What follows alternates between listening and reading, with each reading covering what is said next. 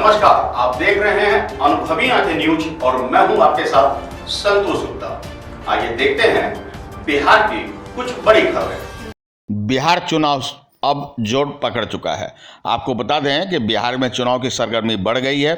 ऐसे में भाजपा के तरफ से महाराष्ट्र के पूर्व सीएम देवेंद्र फडणवीस बिहार के कटिहार पहुंचे।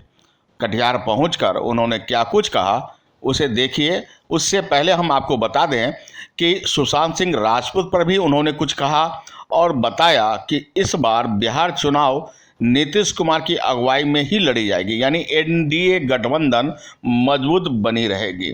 सुशांत सिंह राजपूत को इंसाफ मिलेगा। साथ ही उन्होंने कहा कि अगर बिहार में सरकार मजबूत चाहिए तो निश्चित रूप से एनडीए गठबंधन और भाजपा सरकार इसके लिए प्रतिबद्ध है। उन्होंने कहा कि एनडीए के तहत ही चुनाव होगी और नीतीश कुमार को अगला मुख्यमंत्री के रूप में प्रोजेक्ट करने के लिए भाजपा प्रतिबद्ध है। देखना होगा कि इस बार भाजपा और गठबंधन यानी एनडीए गठबंधन, जनता दल यूनाइटेड और भाजपा गठबंधन के माध्यम से क्या एक बार फिर से नीतीश कुमार अपने अगली मुख्यमंत्री के कुर्सी पर बैठ पाएंगे। 15 सालों के सफर के बाद, जहां लालू प्रसाद यादव ने कहा था 20 सालों तक वे राज करेंगे, लेकिन 15वें साल में उनकी गद्दी चली गई। तो क्या 15वें साल में नीतीश कुमार की गद्दी जाएगी या रहेगी, यह सब देखना दिलचस्प होगा। बने रहिए हमारे साथ। लेकिन उससे पहले देखिए कि देवेंद्र फडणवीस महाराष्ट्र के मुख्यमंत्री पूर्व में रह चुके कटिहार पहुंचकर क्या कुछ उन्होंने कह दिया और किस तरह बिहार में चुनाव की बिसात बिछेगी। देखिए एक खास रिपोर्ट। कटिहार में यहाँ पर हमारे कार्यकर्ताओं के साथ, पदाधिकारियों के साथ एक बैठक करने के लिए आए थे। कटिहार ये भारतीय जनता पार्टी की एक यशोभूमि है और लगातार हम लोग यहाँ पर जीतते आए हैं। पिछले 2015 के चुनाव में थोड़ा कम यश हमने पाया, लेकिन अब जिस प्रकार की तैयारी यहाँ पर प्रदेश ने और जिला इकाई ने की है, मेरा विश्वास है कि एक बहुत अच्छी जीत हम लोगों को यहाँ पर मिलेगी। और कुल मिलाकर बिहार में मैं देख रहा हूँ कि आदरणीय प्रधानमंत्री मोदी जी के प्रति एक बहुत बड़ा विश्वास लोगों के मन में।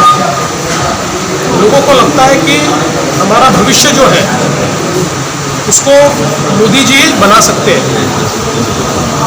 और दूसरी ओर प्रदेश की जो सरकार है,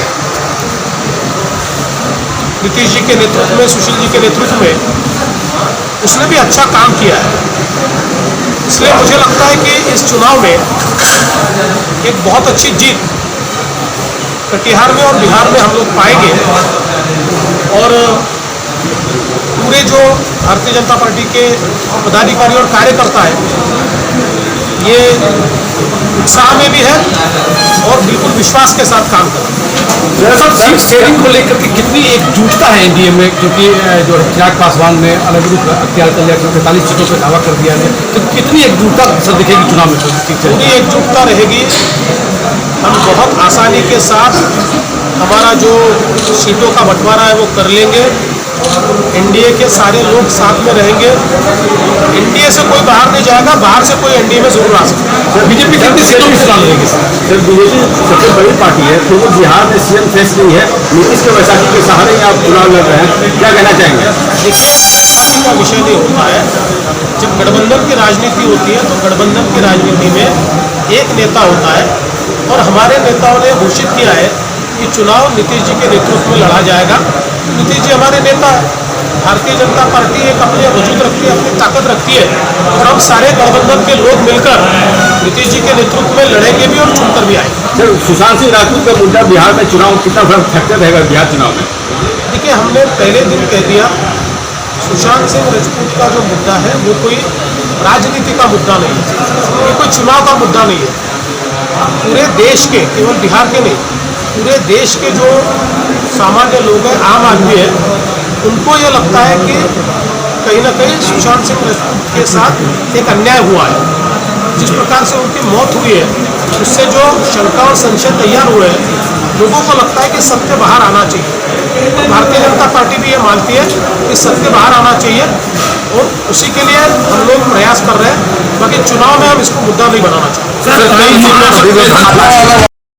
अगर आपने अब तक हमारा चैनल सब्सक्राइब नहीं किया है तो सब्सक्राइब करें और बेल आइकन अवश्य दबाएं ताकि खबरों का नोटिफिकेशन आपको मिलता रहे।